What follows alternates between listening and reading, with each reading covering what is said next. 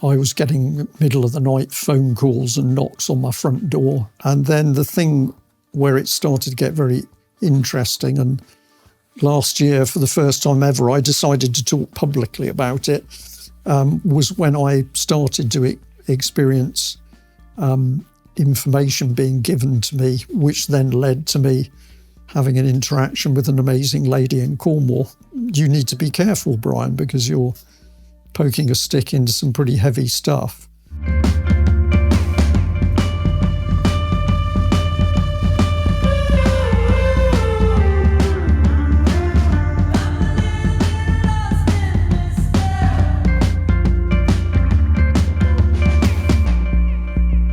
All right, Brian. Hello. Hello. Thanks for inviting us to the UK Column studio.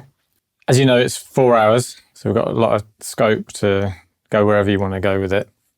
I'd like to start, just as a sort of simple starting point, with a memory that I have of inviting you down to Brighton, probably 15, it's a long 16, time ago. 17 years ago, I don't know. Yeah. Do you remember coming to Brighton? Yeah, I do. And talking in the pub? Yeah. With Mike, wasn't it? And I made a few friends that night that I'm still in touch with, and still on the same. That's good. How did you get to that point? Probably we need to qualify it and say that that's going back 20 years plus. Let's say it would probably be about 24 years ago, because UK Column's been going for 20 years. Right. This year, January 2026, was 20 years of the UK Column.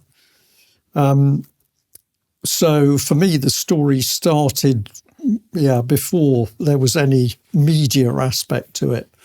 And there's a few very old YouTube videos of me talking about the early days, but in essence, it was being in Plymouth, working in a normal job. So I was involved in a business surveying and quantity surveying job that was also doing environmental impact studies and energy management. And I got interested in plans in Plymouth to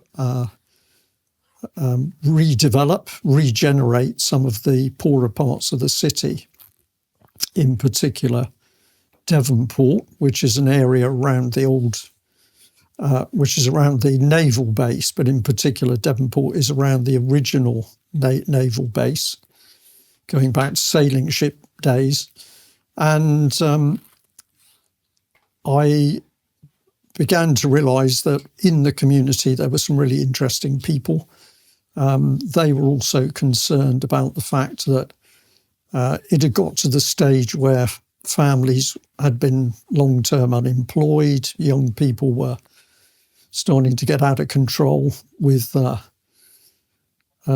disruption on the streets and setting fire to cars and things. And really in coming into contact with some of these people, I was interested in their stories and also how we might help them. And together with another ex-Navy man called Sandy, we got interested in the idea of trying to help some of these youngsters build boats inside the old naval base, the historic part of the naval base. And we got it set up as far as having a unit, and we had a container set up as a workshop. And we did actually put the keel down for a small rowing boat, basically. And then strange things started to happen, and it was clear to us that certain people in the city were trying to frustrate what we were doing and to a certain extent warn us off.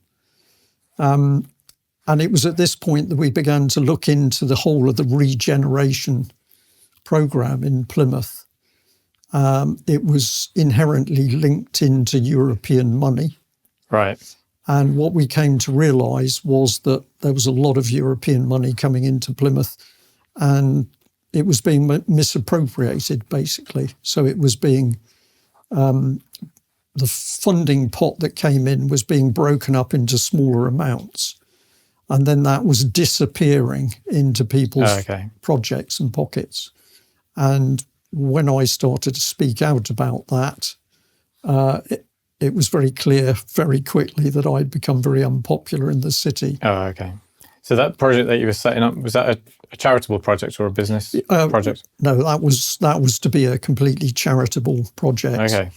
And the interesting thing was, if we ticked it off against a sort of scoring system that was being used by Plymouth City Council and a lot of the funding agencies, it did everything because it was creating jobs, it was helping deprived areas, it was giving trade skills, it was giving all sorts of things. And ultimately, we'd come up with the idea of trying to rebuild HMS Beagle, which was the naval vessel that took Charles Darwin to sea for his round-the-world voyage of discovery. And interestingly, HMS Beagle had come into Devonport before that trip in order to be refitted. And there were a lot of naval records and genealogical records showing that many members of the local Devonport community had actually been crew members on board the vessel. So there was all of this brilliant opportunity, but it was all smashed to pieces by people who appeared to be jealous of what we were doing, or they got very nervous when we started to discover the fraud and corruption going on. Okay. And so at that point, did you get the heebie-jeebies at all? Did you think, what am I dealing with here? Or were you just a bit gung-ho? No, definitely thought, what on earth am I dealing with? But the big advantage for me at that time was that I had this other guy, Sandy, another ex-Navy man, who was working with me. And the huge advantage of this was when weird and strange stuff happened, you could speak to somebody and bounce ideas off. I can imagine, looking back, that if I'd have been completely on my own, it would have been much tougher. Yeah. So we basically stood up and did our best to fight back about what was happening, but via a strange set of circumstances, we also came up with the idea of printing a news sheet to talk about what was happening. What were the strange set of circumstances? Well, not only the fraud and corruption, but the fact, we clearly got threats which might come in through emails, or I was getting middle of the night phone calls and knocks on my front door. Okay. Traceable or just anonymous? No, never traceable. The worst one for me was that they put used hypodermic needles in the flower baskets at the front of my house. Oh, no. And you have children? Were you living with your children at the time? Very young children. Yeah. And for Sandy, there was an arson attempt. A fire was set against what they thought was his front door, but it was actually the neighbour's front door. Oh, dear. But together with this, when we realised that the people were somehow coordinating each other and working together, that was the point at which we discovered what I still regard as a very pernicious charity called Common Purpose. And it was clear to us that many of the people that we felt could be implicated in what was happening to us were also involved with this charity Common Purpose. And it ended up where not only did we start producing the embryonic UK column news sheet, which was an A4 sheet we initially put out, we started to talk to other people about the works of Common Purpose. And so how did that feel when you were getting calls in the middle of the night? That's not something that a lot of people at that point they'd just throw the towel in, they'd just shut up. Well, especially if they've got a young family. Curiosity killed the cat. I was curious about it, right? So on one hand, you can say it's a bit disturbing, but on the other hand, I'd never experienced anything like it, and I just wanted to dig into what it was. Yeah.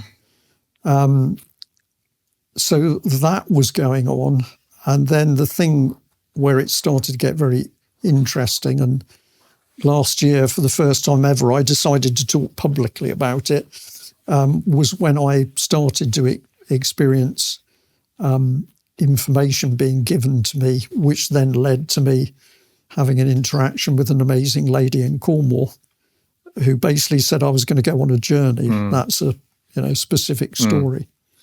Well, I remember when you came to Brighton, it was very much, we could say, 3D world. Yes. And then at the end, someone asked you a question. It always stuck with me.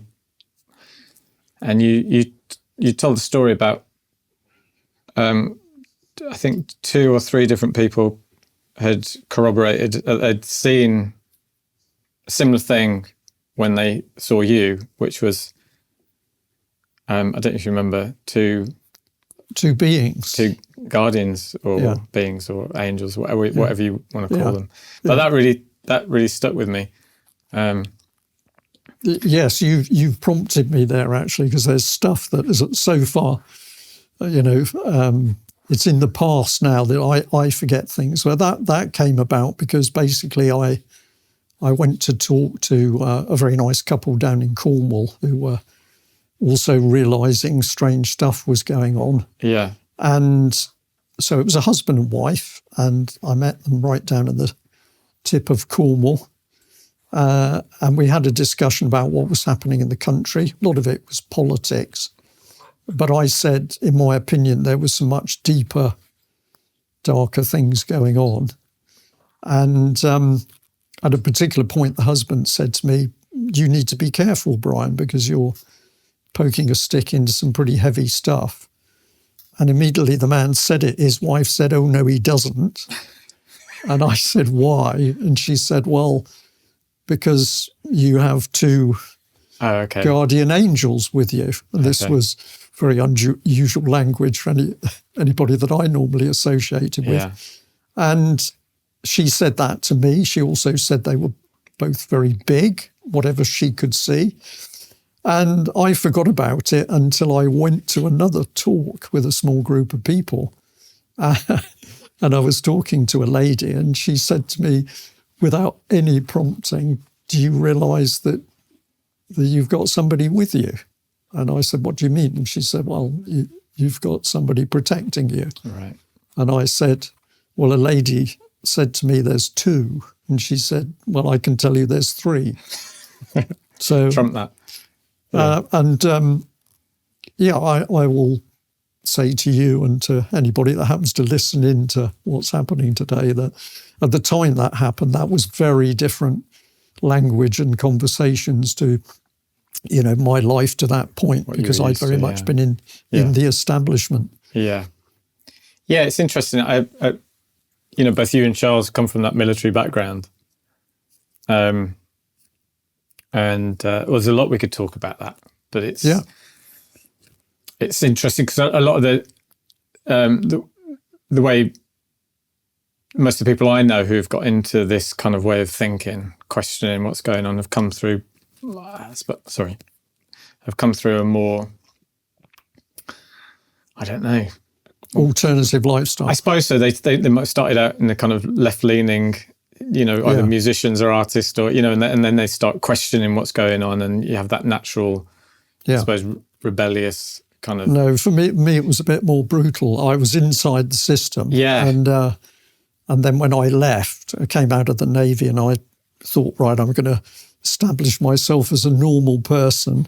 Say that with a smile on my face. These very strange things started to happen, and well, we're at the beginning, so I might as well tell the hope story, because that.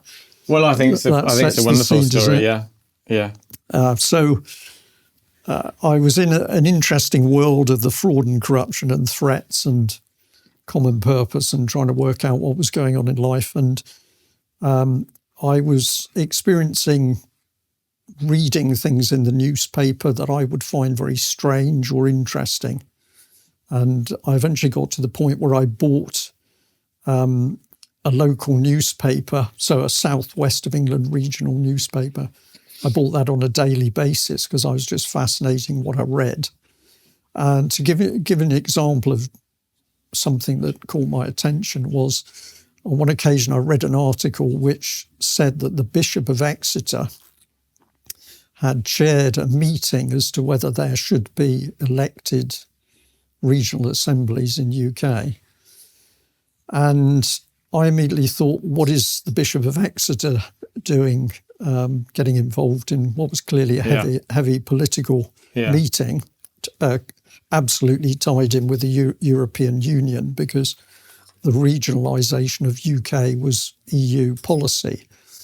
And I rang the bishop, and of course I didn't get to speak to him, but I spoke to his lady PA, and I asked about what he was doing and why. And she was a bit guarded, but she eventually said to me, there's another lady, I'll speak to her and she'll speak to you.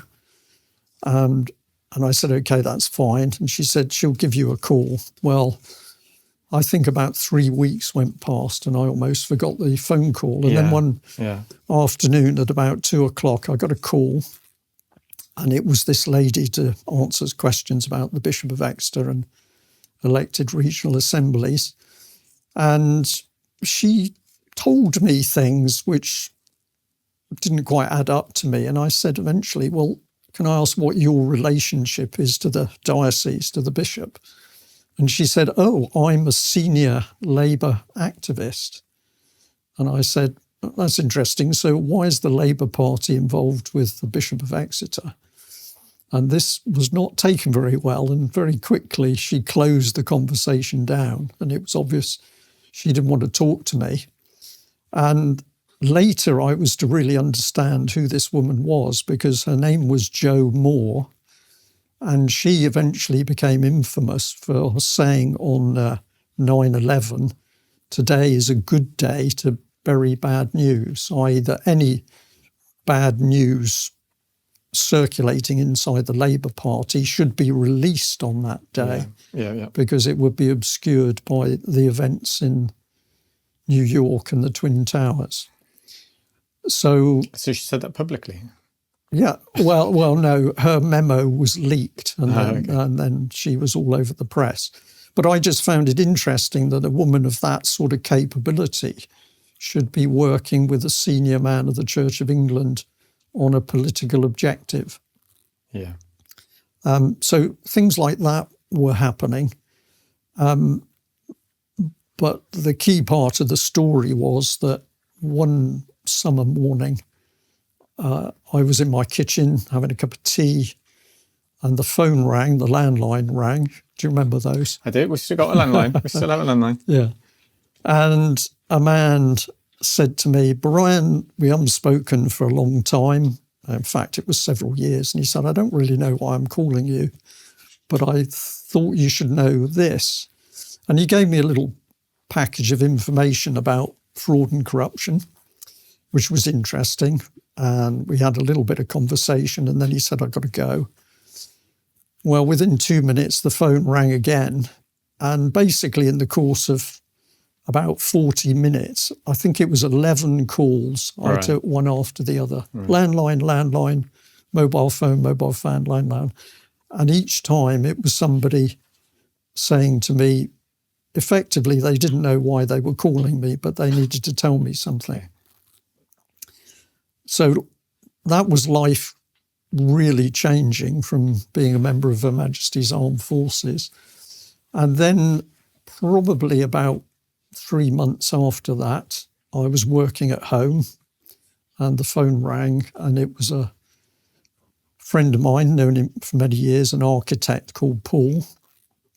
And he said to me, what are you doing, Brian? And I said, I'm doing some reports. And he said, no, you're not. You're going to come and see me. And I said, Paul, I can't. I've got to get these reports done. And he said, when can you come and see me? And I said, well, I think I got a free day next week. And he said, no, tomorrow. And I said, why? And he said, don't ask me why, just come. So this is a long-standing friend and you've got some trust. So I said, well, where am I going to come? And he said, I can't think of the name of the place now, but way down in Cornwall. And I said, it's too far because it will take me 2.5 hours to get down there. And he said, okay, come to my house in Truro. Mm-hmm. I asked him again why, and he said, don't worry about that, just come. So the next day, I almost find myself in my car, lovely sunny morning, driving to Truro, thinking, what are you doing? You've no idea why you're going. I've got better things to do. And when I got to his house, I knocked on the door and a lady opened it, never seen her before. And I said, I'm Brian, I've come to see Paul. And she said, yes, I know. And I said, is he here? And she said, no, he's out with the dog. So I thought, great, I've travelled an hour and a half and he's not even here. Yeah. So I said to her, I'm really not sure why I'm here. And she looked at me and she said, oh, you're here because of me. And I said, okay. And she said, would you like to come in? So I came in and she said, would you like a cup of tea? And I said, that'd be very nice. I think I need one. And I said, so we've never met before. Why am I here? Because of you. And she looked at me with a very serious expression. And she said, well, you'll find this a bit strange, but I can have very vivid dreams. And sometimes I can hear something in my head. And when this happens, it means I've got a message from God. And I stood there in the kitchen thinking, what am I into here? And she said, do you want a cup of tea? And so I said, yes, I love a cup of tea. Yeah. I need one. Yeah. Did you have thoughts of leaving at that point?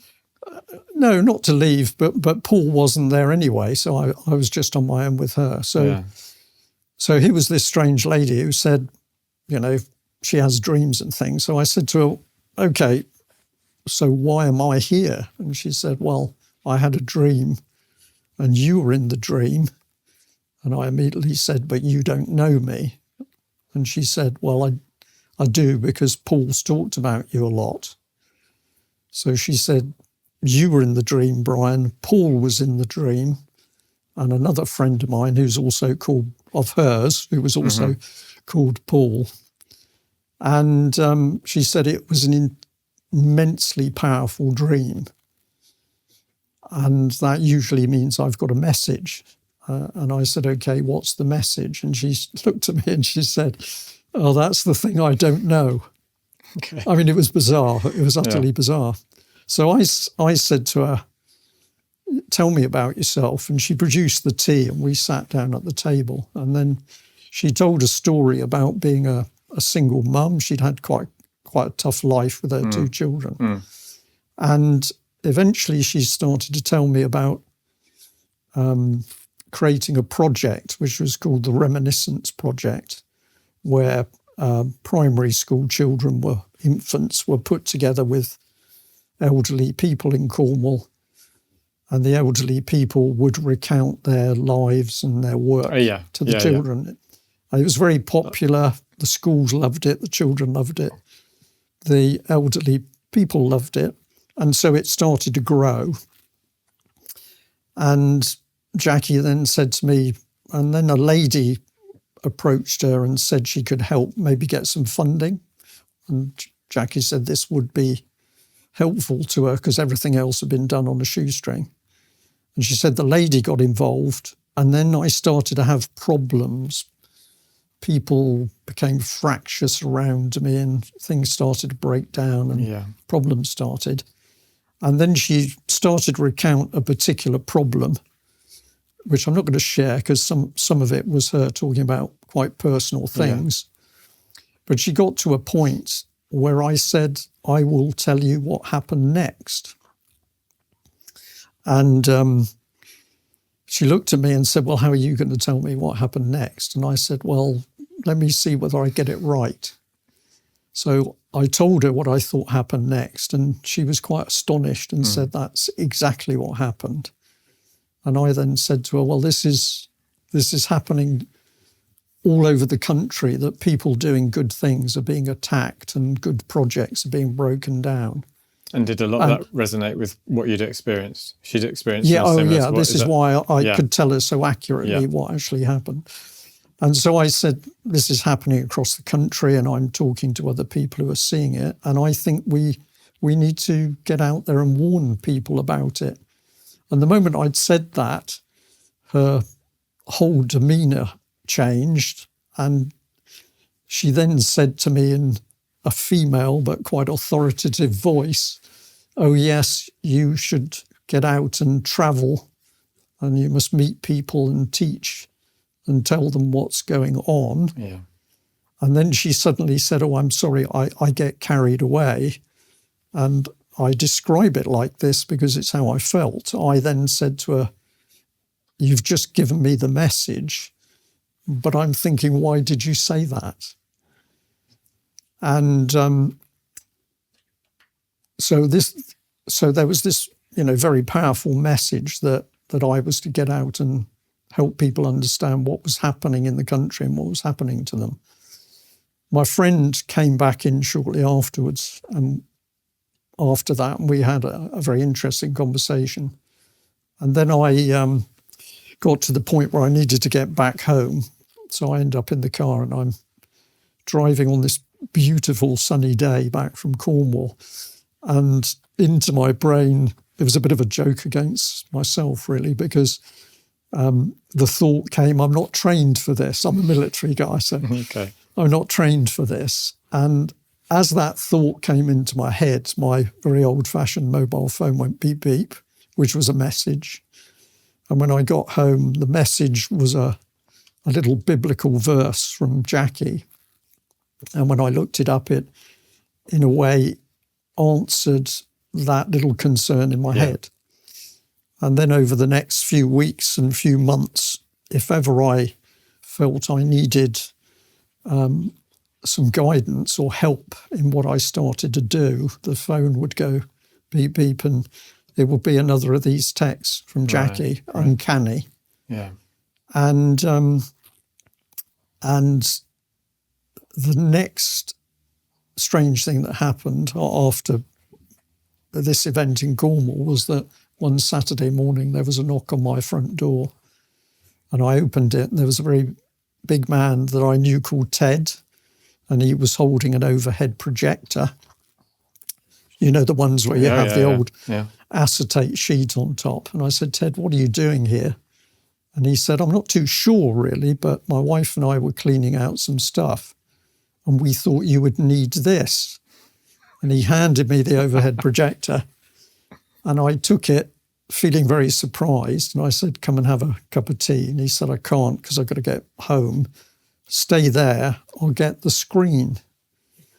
And then 5 minutes later, he's gone. And in my hall is an overhead projector and a screen.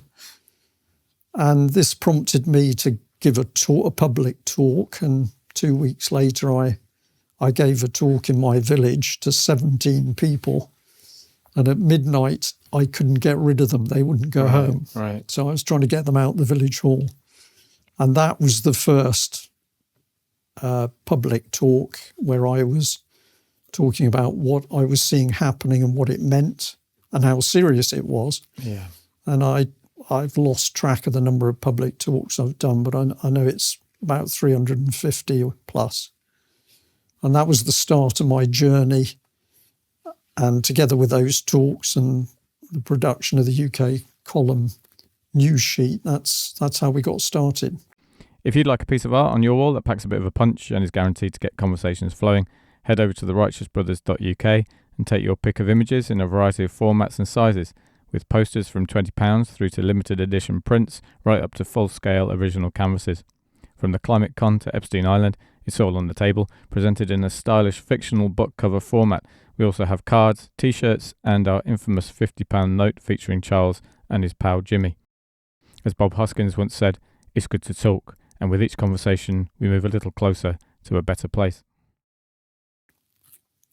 Make of that what you like. Well, I think it's fascinating. I mean, I was listening to that story on the way down, and I think it's interesting. You decided only in the last year or so to be a little bit more open about, not open, but to bring that to the table a little bit, which I think fits in very nicely with what's happening on the big picture, in the big picture. Yeah, it is very interesting. I mean, the reason I didn't talk about it in the beginning was because I was living this very strange life where things were happening that you had to be careful who you talked about to, because a lot of people couldn't grasp it or wouldn't grasp it.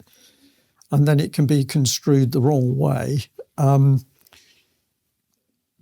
But I learned very quickly that when I gave public talks,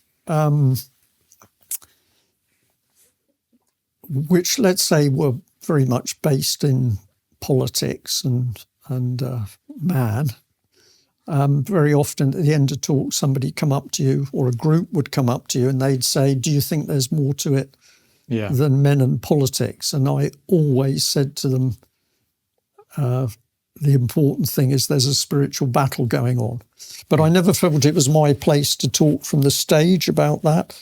And I never felt it was my place to be what I suppose many people might say was preaching. What I felt I'd been asked to do was to get out and teach people to understand what was happening around them, which is a bit of a broader baseline. Yeah.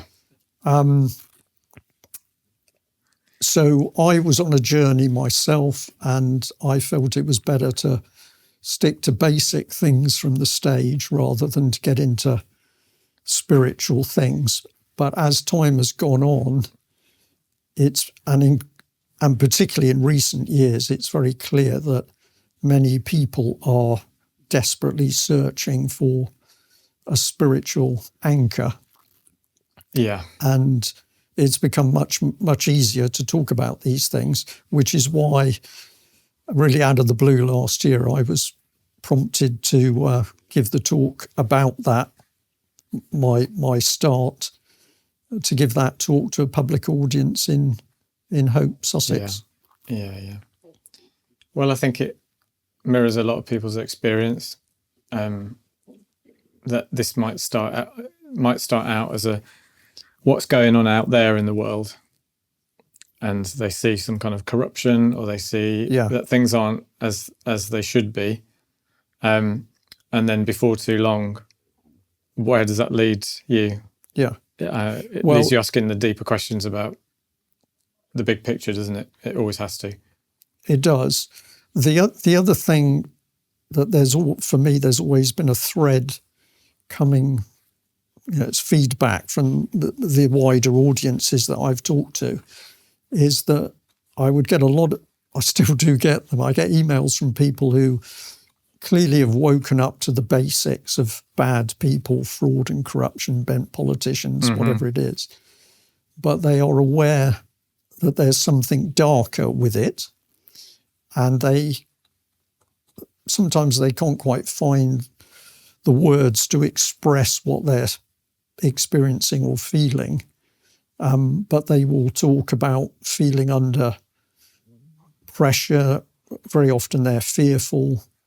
And an email I had the other day from somebody actually quite local, and they said to me, "We feel we're under a spiritual attack." Yeah. And they had come to me asking, whether I could effectively give them some advice. Yeah.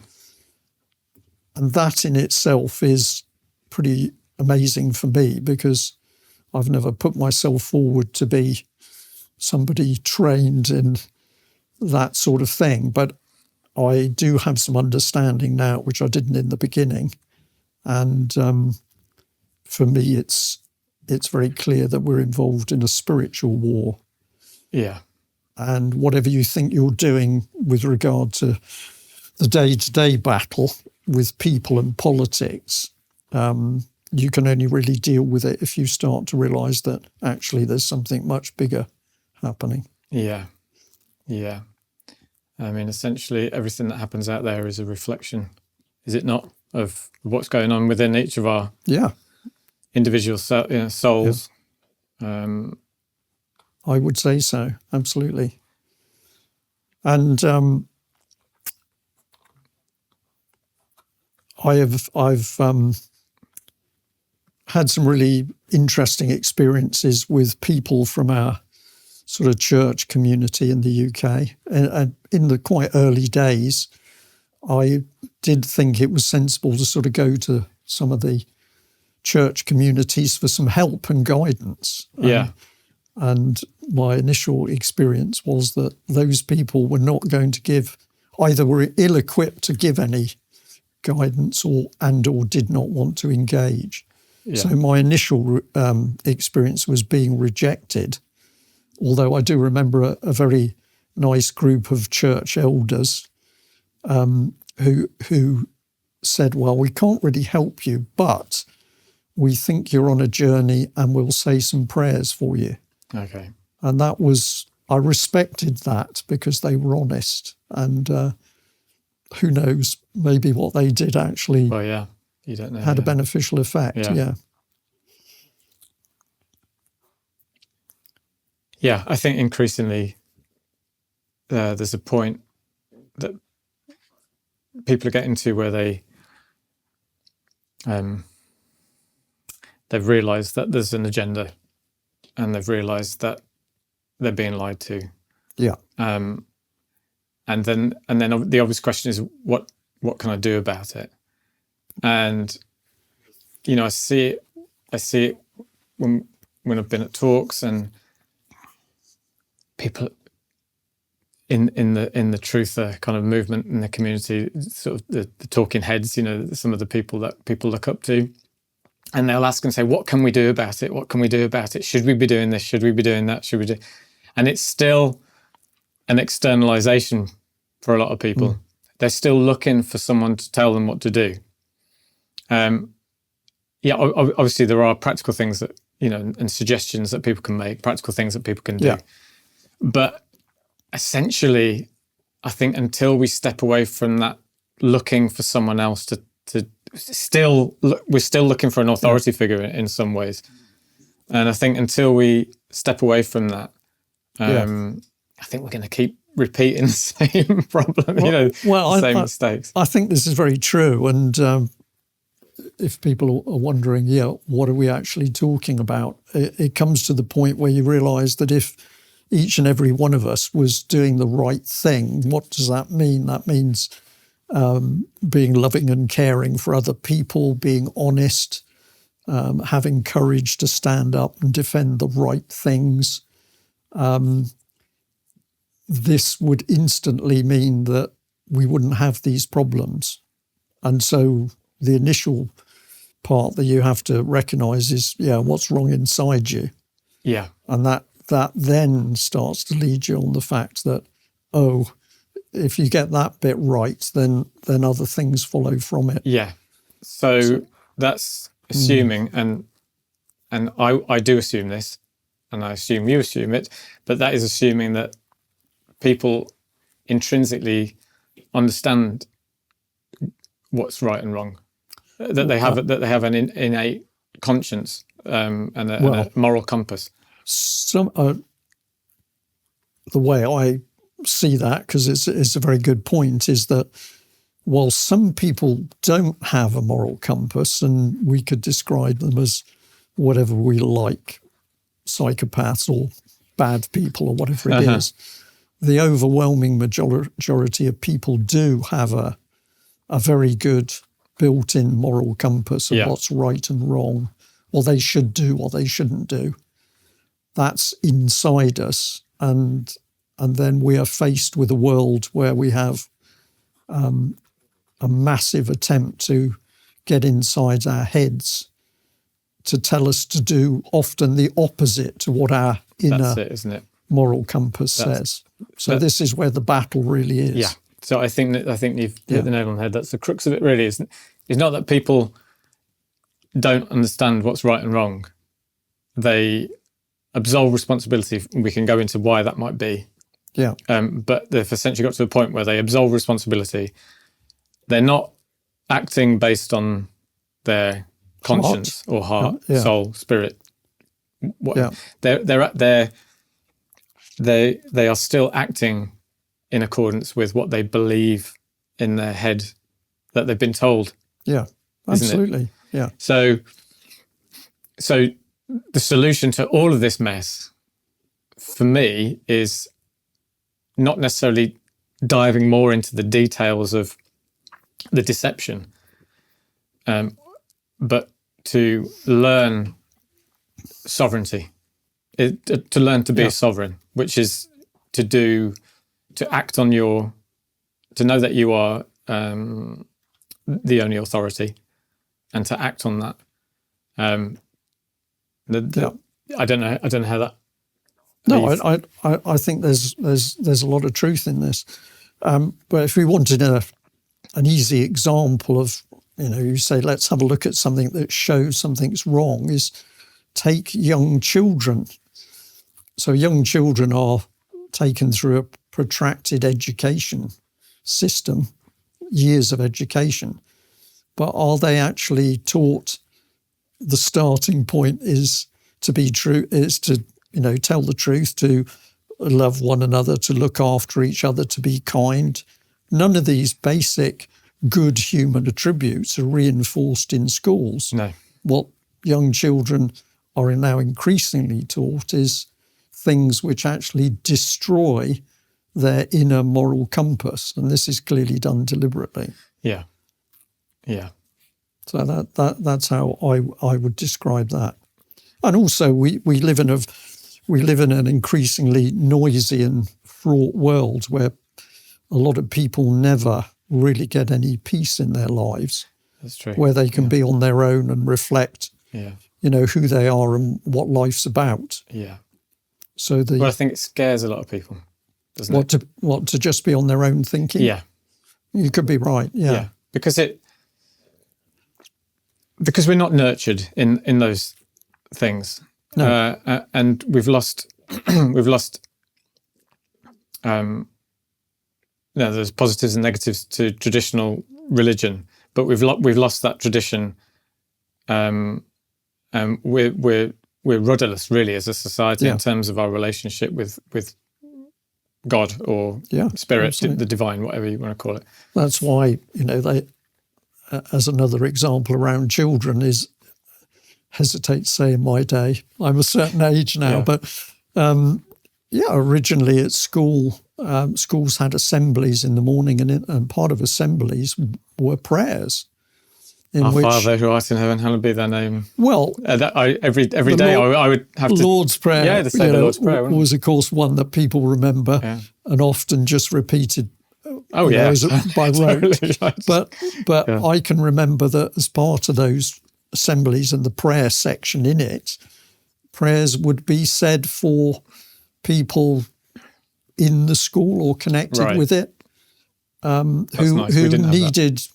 who needed help or support.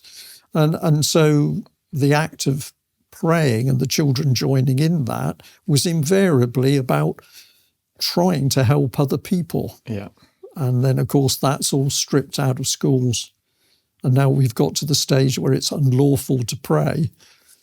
You can be put in prison for praying in the wrong place at the wrong time. Yeah.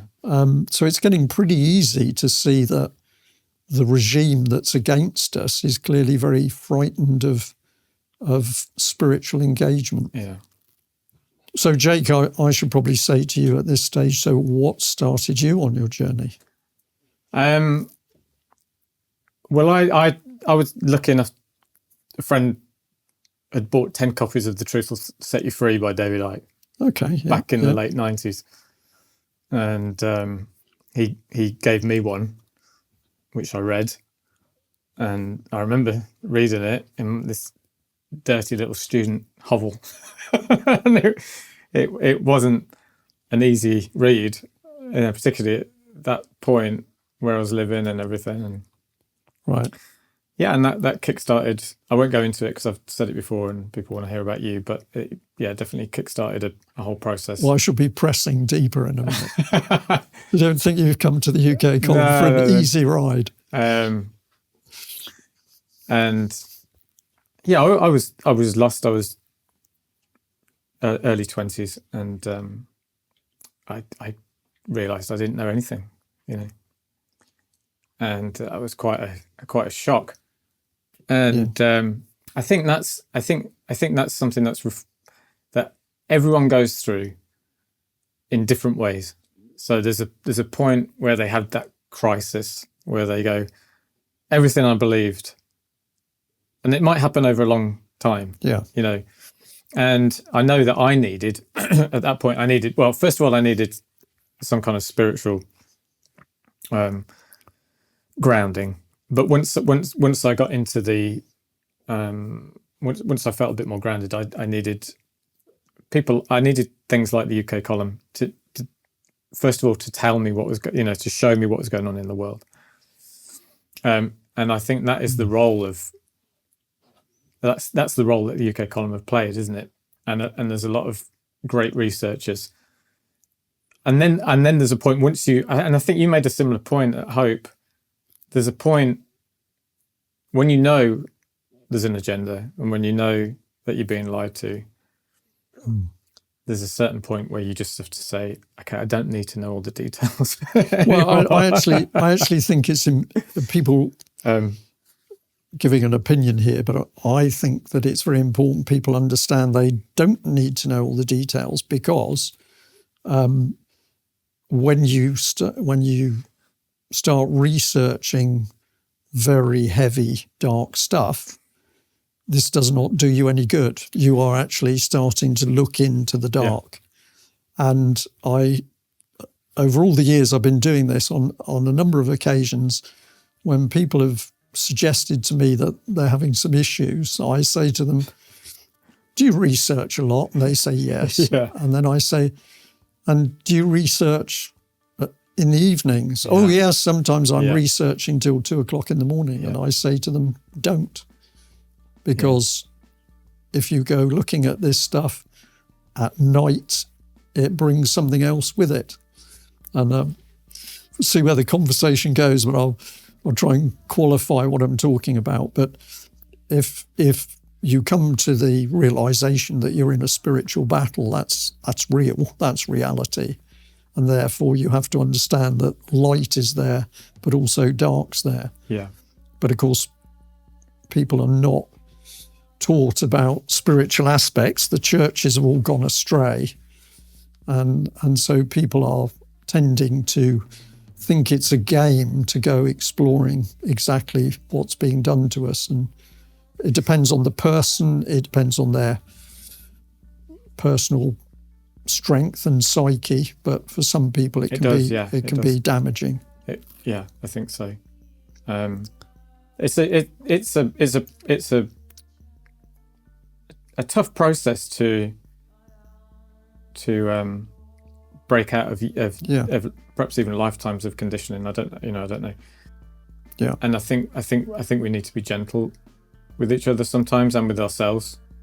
Yeah, because people very quickly get on their own path of discovering things. And the bit which makes me smile is very often that means that they come to feel they are the first person to discover it. And then we get in the unfortunate position where they think that their particular analysis on what's happening is the right one. And if you disagree, you're not a friend anymore. And this I think is a bit sad.